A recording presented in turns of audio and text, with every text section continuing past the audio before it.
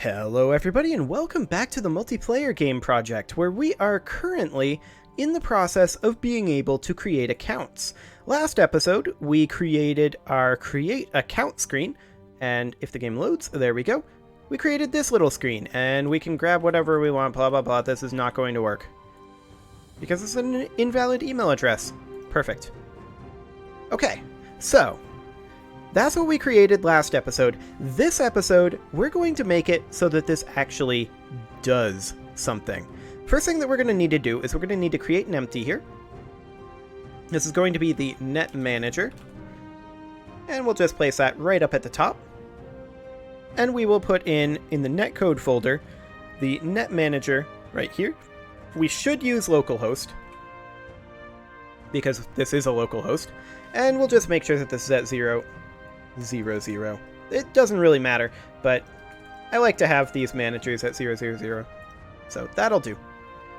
Okay, so next up, we are going to need to create ourselves a new type of message on both the client and the server. So if we go to our comms enums here, then we can say that our next type of message that we want to send in is going to be the ACC, and that is the account creation message.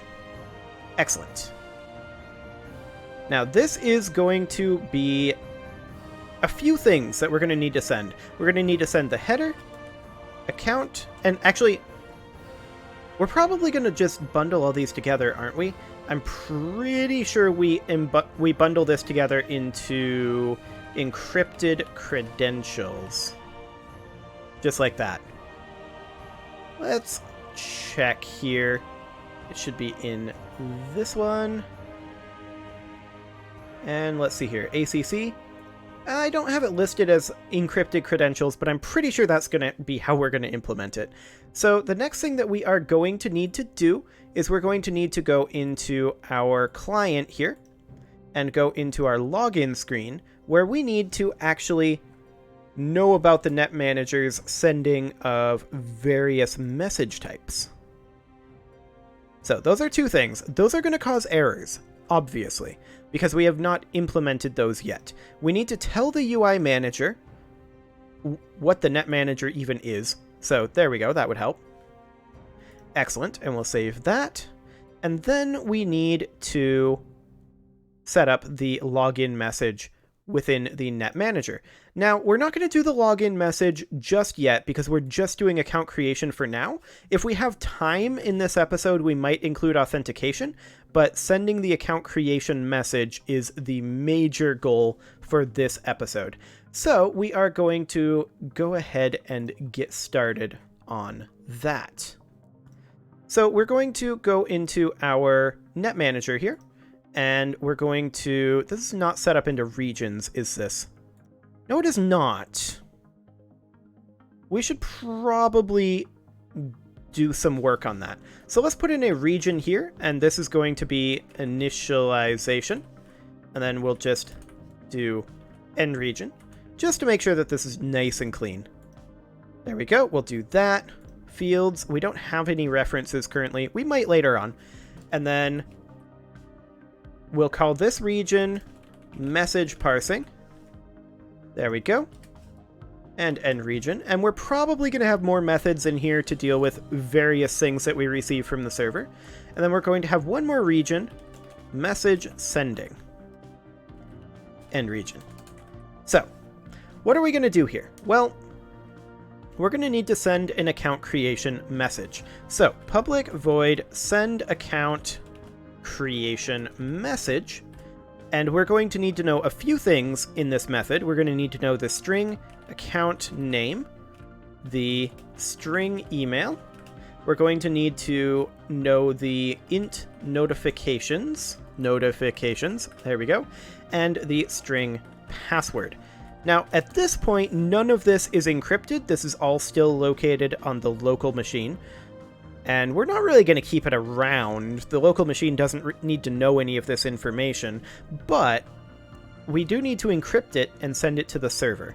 So the first thing that we're going to do is we're going to say string credentials equals string.format, and this is going to be simply 0, comma, 1, comma, 2, comma, and 3, and that's it. And we're going to send the account name, we're going to send the email, we're going to send the notifications, and we're going to send the password. Okay, so the notifications obviously is an integer here. This is just going to be 0 or 1 to indicate whether it's a true or false, because that's a Boolean. And then we need to actually encrypt this string, because we do not want to transmit the various bits of the credentials here in plain text. That's a problem. So we're not going to do that. We're going to declare ourselves a byte array, and we're going to call this encrypted credentials. There we go. And we're going to say that that is equal to encryption manager.server RSA. Since that is the one that we received the key from the server, we can't decrypt that, only the server can. And we're going to say server RSA.encrypt, and we are going to encrypt encoding.utf8.getBytes credentials. And the this is, I think, a floating point variable. I don't know what this particular FOAEP does, but the examples that I found said to put true, so we shall. And then we're going to say client.send message types.acc, and then encrypted credentials. There we go. Now, of course, we don't have message types.acc in the client here, and so we're going to do acc, and this is just simply going to be literally exactly the same thing. So account creation message, and then over here we'll just put in that this contains the header and encrypted credentials. And then I suppose we could designate that this is a comma separated value of, this is account creation credentials is the account name, email, notifications, password. In that order, I believe. Let's double check that. Net manager, account name, email, notifications, password. Yes. Okay. So these comments, of course, are just for our own convenience so that we can keep track of what's expected in this. And then I'll just have a closing parenthesis there. And then we'll just make sure that the same commenting is in the server. Okay. Fantastic. So now, when we create the account, we send this to the server, and we're going to expect some sort of a response, right? So we're going to need the we're going to need an ability to do a response from them, from the server rather. So what response are we going to want to send? Well, we'll actually come back to that in just a moment, because first, let's set up the server's receipt of the ACC message. So let's go into the server here. This is not the server. This is also not the server. Let's go into the server, and we are going to put in a new process message here, and we're going to say case message types.acc. This is a ACC message requesting an account creation. Okay, so this is requesting that we create an account, and we'll just break out of it immediately for now. But what we want to do is we want to just create a new method here for process ACC message, because this is a little bit involved. We don't want to implement it like we have here because this is pretty lengthy. So we're going to say received. This should be received. Did I call it something different? I bet I did. Var received equals... Oh, we don't actually have that. We don't actually know the received. Why do we use this? Let me check. Do we actually need this?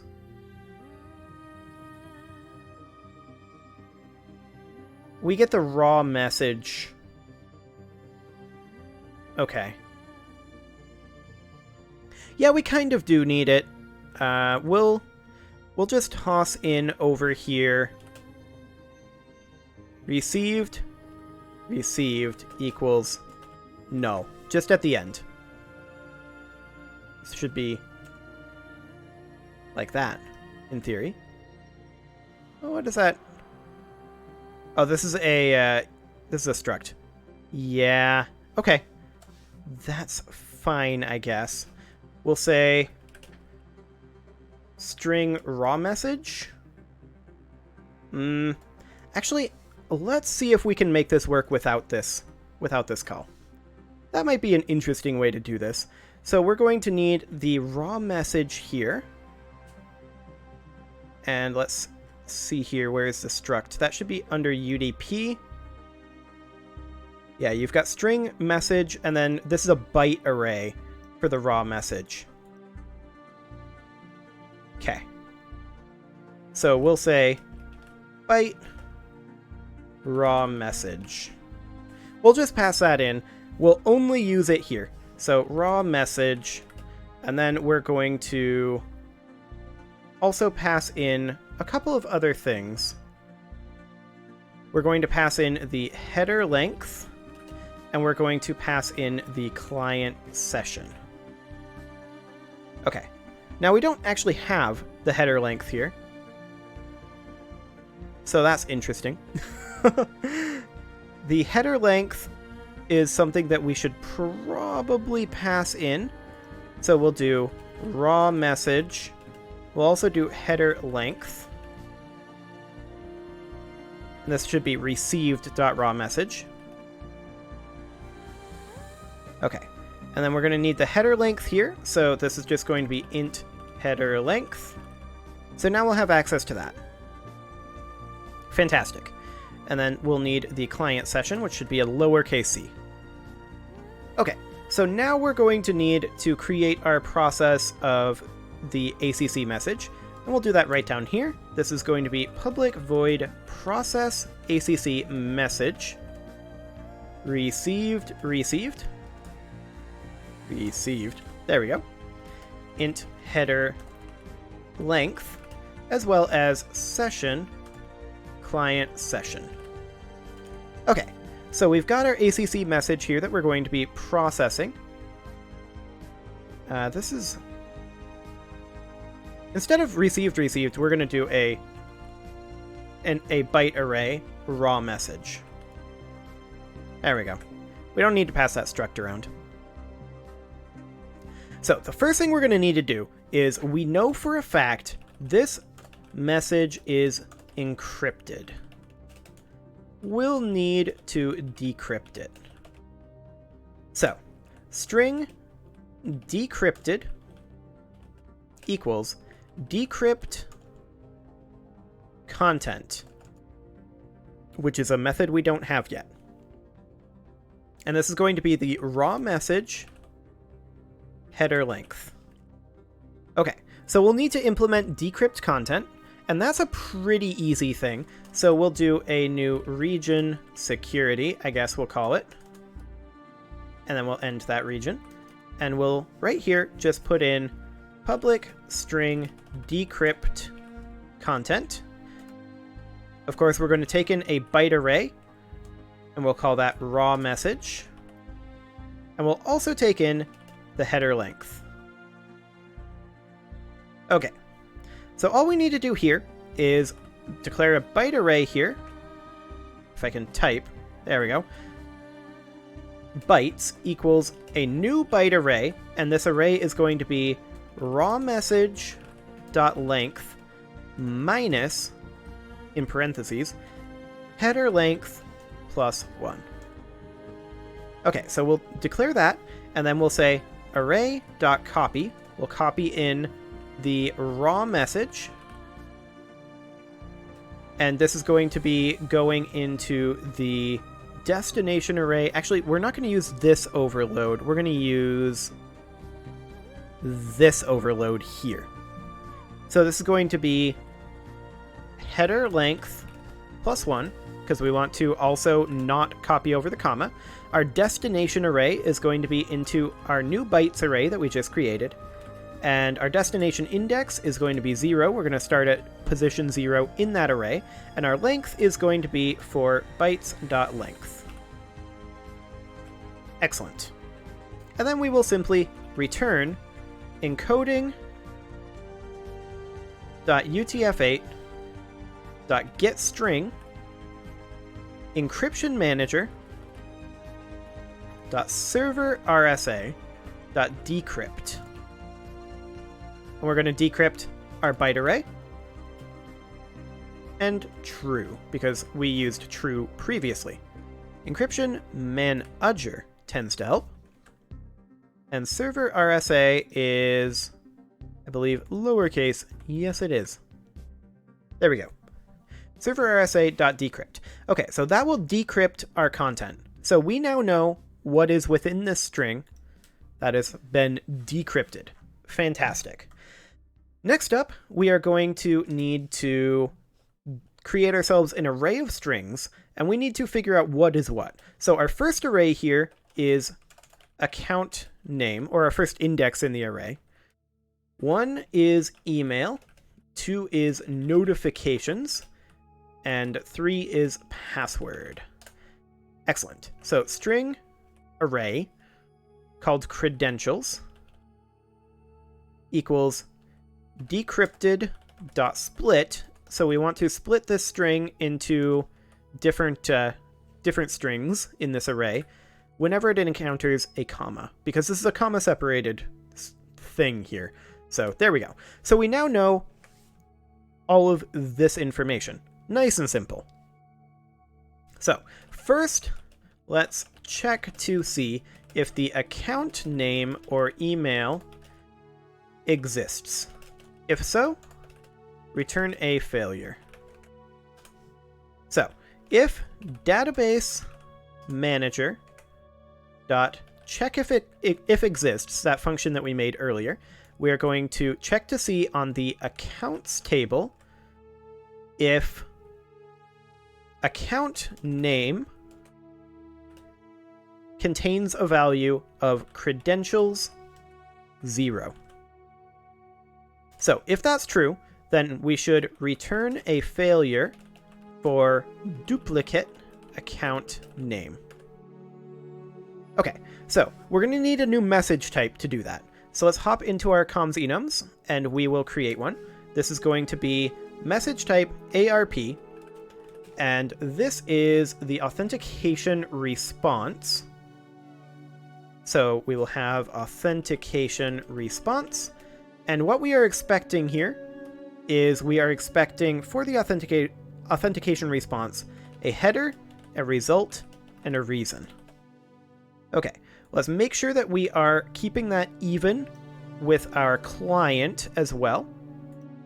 So just toss in the authentication response there, because the client is going to need to know about that. And then in the server, we should actually send this response now. So we are going to, if the account already exists, we are going to send a message types .arp, and the content here is going to be 0 for a failure, reason being duplicate account, DA. And then we're just going to send this to client session.address. And then we'll return. We don't need to do anything. They failed. So, if they pass this check, though, then we're going to need to say if database manager .check if exists, we now need to know if the email exists. So we'll check on the accounts table in the email field, and we'll check to see if credentials 1 exists. And if that exists, then we will send, or actually we'll just comment here, return a failure for duplicate email. And we will send a message types .arp, and that's going to be 0 DE for duplicate email.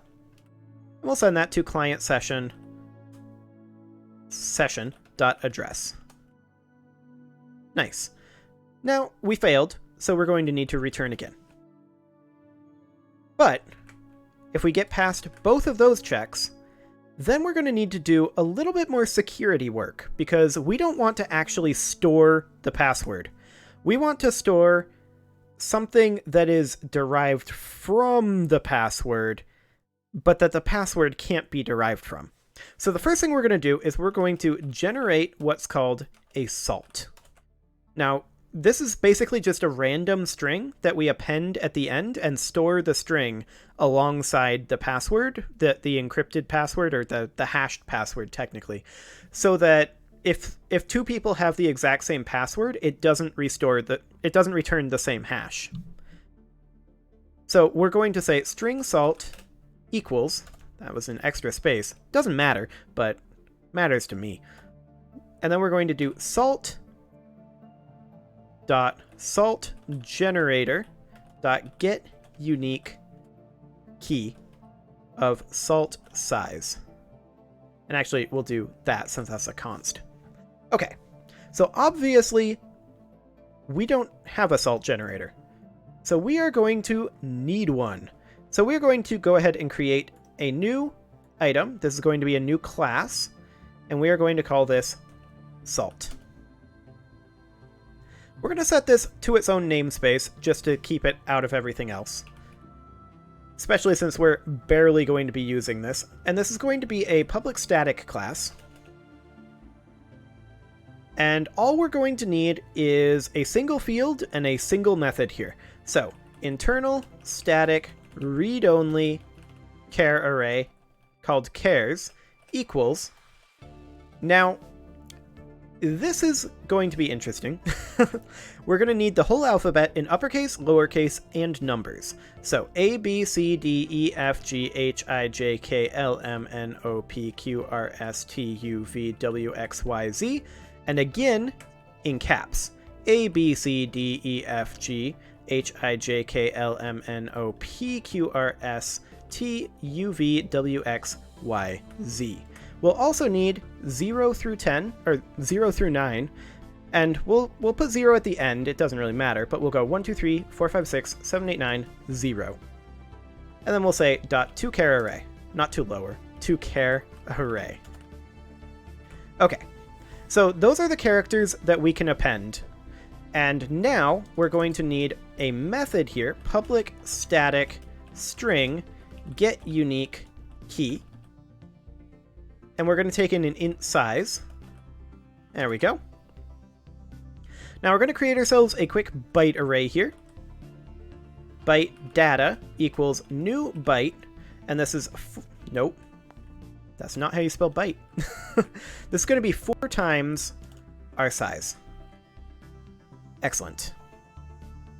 And then we're going to say using RNG crypto service provider. There we go. Typing is hard. We'll need a parenthesis here since we're using a using. Okay, there we go. And then we're going to say crypto equals new RNG crypto service provider. Now, of course, it doesn't know about an RNG crypto service provider, so we're going to need to do using system.security.cryptography. There we go. That is, I think, not how you spell that.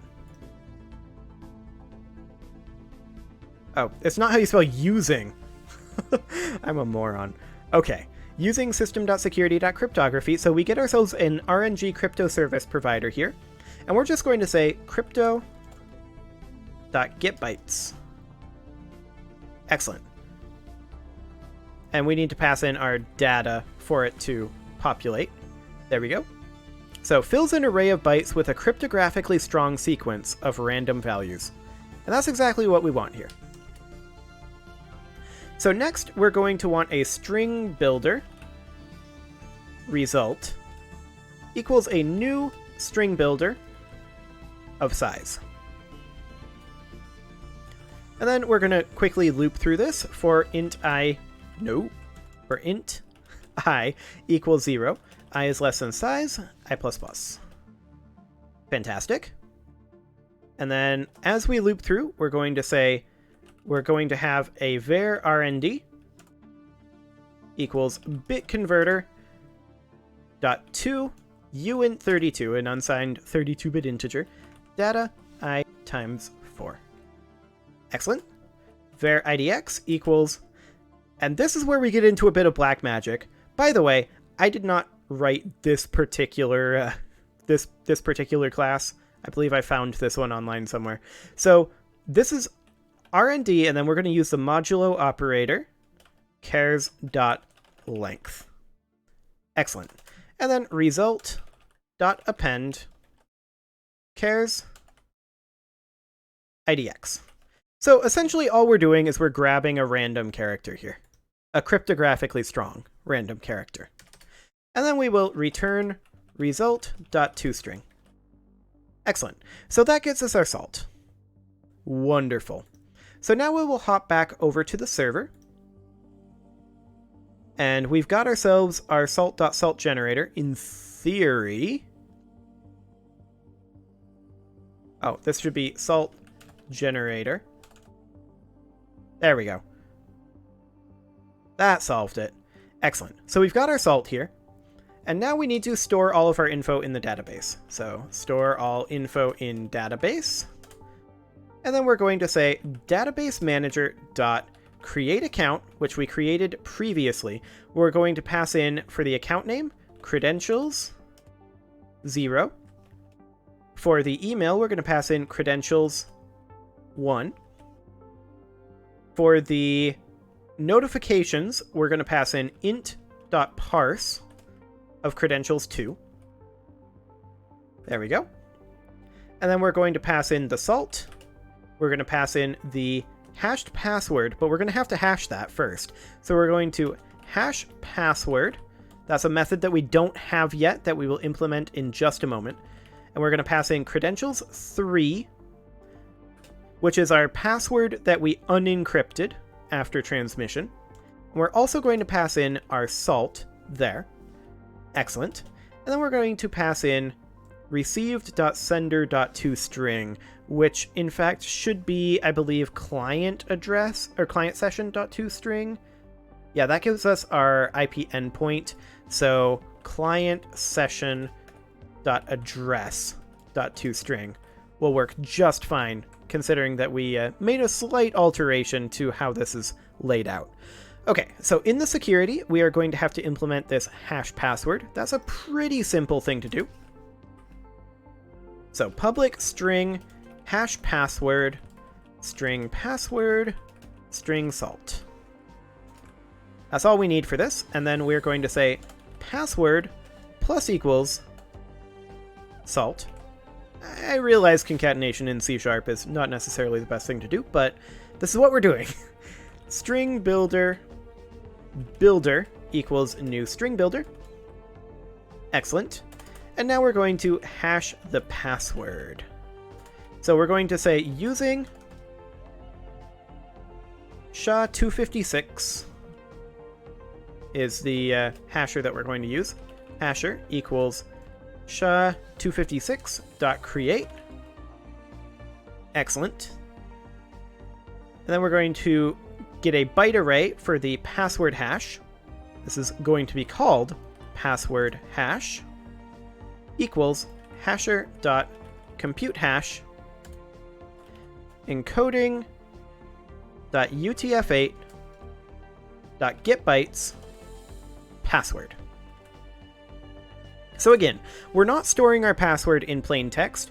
We're storing our password with a one-way hash function plus salt, and we can store the salt alongside that. So anytime we get someone saying, hey, this is my password, we can add the salt that we stored to it, rehash it with the one-way hash, and see if it equals that, rather than actually comparing the password. So we don't actually know what the password is, but we can still verify whether it's true or false that it's the actual password, which is awful convenient.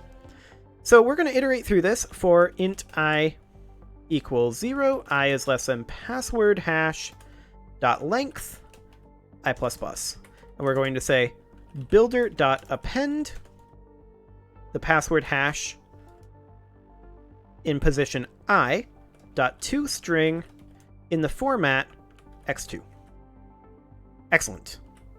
And then we are going to simply return builder.toString. So that hashes our password. Wonderful.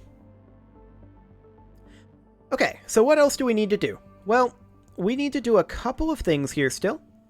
We've stored the info in the database, although I think I forgot a... Yep, I did forget a semicolon here. Excellent.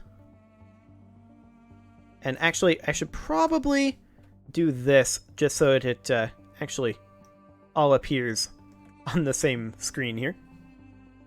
There we go.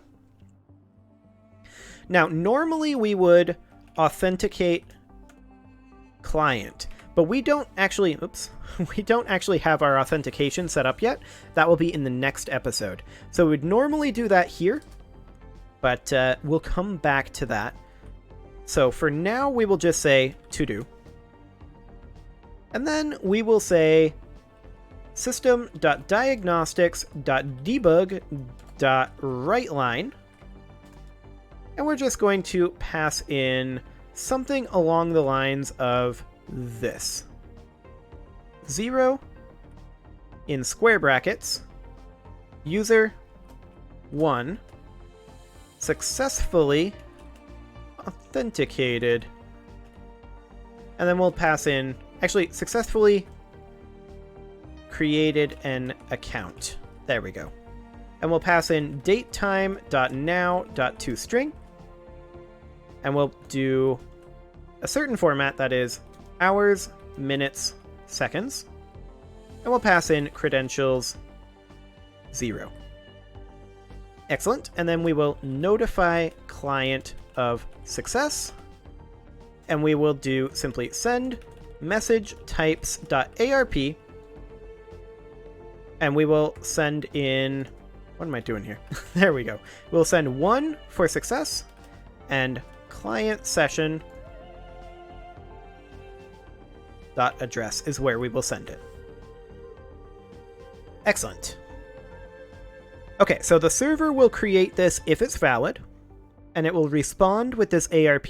So now we'll hop over to the client because we will be receiving ARP messages, but currently in our net manager, we do not handle this. So if we open up our parse message here, then we can see, yeah, we do not handle this. So case message types.arp. This is an ARP message. We received an account creation message from the server. Excellent. So far so good there. We received it back, in theory anyway, and so now we need to check to see what exactly happened with that. And for that, we are simply going to do parse ARP message, and we are going to pass in the content. And then we'll break. Now, of course, parse ARP message doesn't exist. So we will create ourselves a new method for that. And that is going to be right down here, and that's going to be a void message. We don't need to return anything here. And this can even be private. So private void parse ARP message. And we're going to pass in, of course, string content. Excellent. And then this is a relatively simple thing here. So we are going to do a string split here, so we'll need an array of strings. So string pieces equals content.split, and we'll split there. Excellent. And then if pieces 0 equals in actually string 0, because we're not parsing this. So if it returns a 0 in text, then we know that the authentication or account creation has failed. So authentication or account creation failed. Let's parse it and see why. So we'll just do a switch statement here. And this is going to be a switch on the first index of the array, which is not the 0th, the first. So pieces 1, which is also kind of the second index of the array. Gotta love 0 indexed. So we have a couple of things here that we need to do. Do we have a job system set up here? No, we do not. We should probably set one up. Currently, we are just doing all of this right now. Yeah, we should set up a jobs system. Okay, so we are going to, in the fields here, we are going to set up a private queue of actions. Jobs equals new queue of actions. Excellent. And then in the update, which we don't currently have, should we put this in initialization? It's not really initialization. We'll create a new region and we'll call this updating. Not endif, end region. There we go. And we are going to say private void update. And while jobs.count is greater than 0, and we're just doing this so that this happens on the main Unity thread rather than on the message parsing thread. So we're just going to say jobs.dequeue.invoke. Excellent. And then we'll also say server time equals server time dot add seconds time dot delta time. So we'll add in our expected server time. We'll just add how much we expect time to have passed. And then delta time equals time dot delta time. Although I'm not sure we actually use this currently. We'll just get rid of that. That's not, strictly speaking, necessary right now. And then we're also going to need one more, and we'll just go ahead and put that in here, and that is internal void add job, action new job, and then all that is jobs.inqueue new job. Okay, fantastic. So now we can actually put things to be invoked on the main thread, which is ideal, because we are going to need that. And realistically, we probably want to change something in the initialization here. In the init connection. Yeah, see, we commented this out previously, and this was why, because we didn't have the job system in place. But we can now actually put this back. And we'll just do something like this. And hopefully when I do that, it will automatically... Yeah, there we go. Now, of course, we are going to need public UI manager, UI manager. There we go. And before I forget, let's hop into Unity and get that linked up. Just like that. Excellent. Now, back into the client here, because we still need to parse out these particular messages. So, first things first, we are going to need to say case DA. And we're just going to break for right now. We're also going to say case DE. There are a few other potential cases, though, that we have not yet implemented server-side, and we'll go ahead and put those in client-side for now. Case IA, which is invalid account, and then case, if I can spell, case IP, which is invalid password. And then we'll also put in a default, which is just going to be a catch-all. Okay, so now we just need to create ourselves a job to invoke these on the main thread. So add job, and then close parentheses equals kind of an arrow there. And then in curly braces, now we can kind of put whatever we want in terms of like making a method here. So we're going to just say UI manager dot show modal, and this is simply going to read account creation failed. Account name already in use. There we go. Now I'm just going to copy this and paste this for duplicate email, and instead of account name, this is going to read email address already in use. Copy it again down here. This is invalid account. So, invalid account name. And one more time, down over here, this is, of course, invalid password.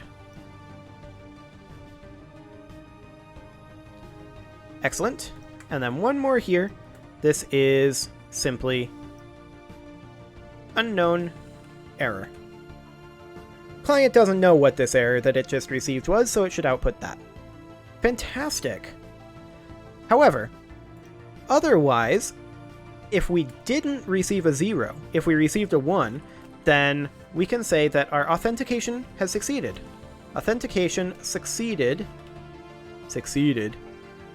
Let's move on.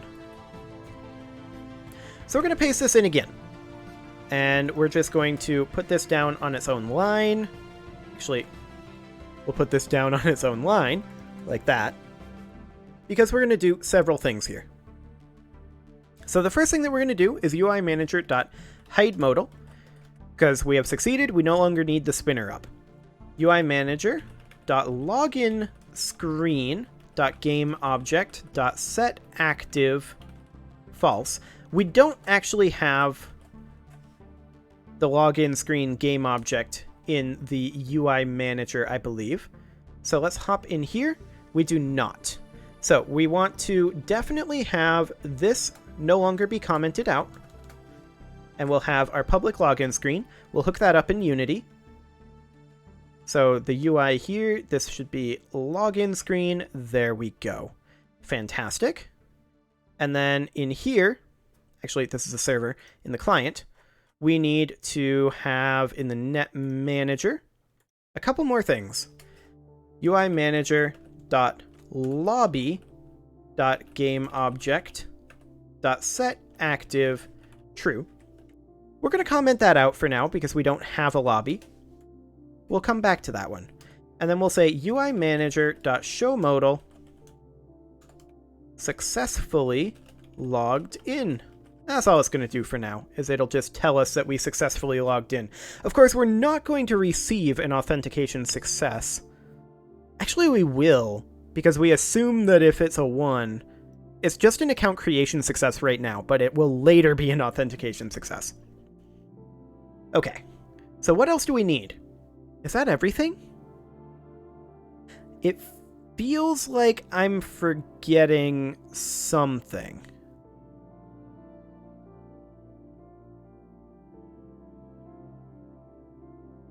But let's try it. Let's fire this up. I'm pretty sure I'm forgetting something. Database is open. Fantastic. We'll launch this. This is going to take a little while before it successfully completes the handshake. There we go. So we will create an account, and we will just put in something random. There we go. ASDF@ASDF.com. Account name is also ASDF. Password is also ASDF. And we'll confirm that. And we do want to be notified, please. Submitting information, it null reference exceptioned. Okay. Like I said, I'm pretty sure I forgot something. Okay, what did I forget? On click create account button, login screen, line 82.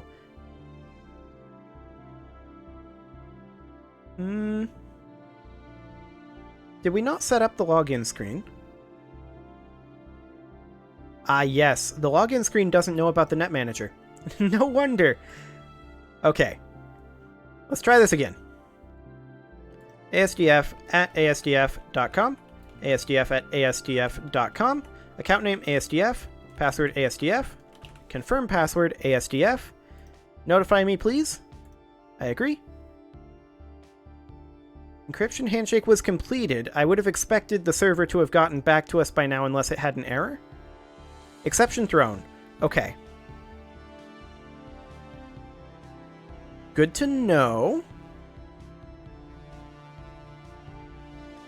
But I wish it had told me a little bit more about this exception. It's a cryptographic exception, so we're clearly running into a few issues there.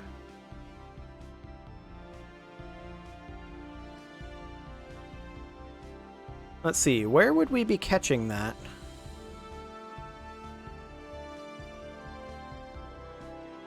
That is a good question. Like, I want to know what line of code this was. That would be very useful. Break when thrown. Common language runtime exceptions. And that would be handy. Like, break when any exception is thrown, please. Thank you.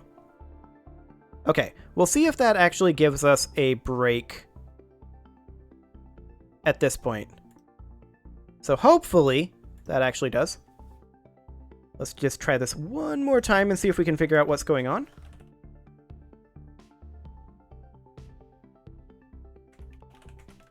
Okay. Please notify me at that definitely real account. Okay, here we go. That's more like it. Okay, so it's in the decrypt content that we're having the issue. Fantastic. So what did I mess up here? Encryption manager.server rsa.decrypt bytes true. The length of the data to decrypt is not valid for this size of key. Are we sending too much data? We might be sending too much data for a 2048 key. Okay. Well, we can go into our encryption manager here and change this. I had it at a 3072 key previously, I think.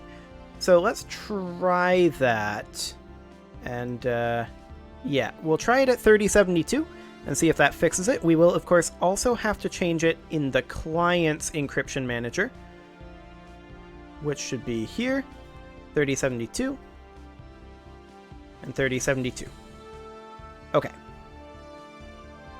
So let's just see if we just had too few bits in our RSA encryption. That may be the issue.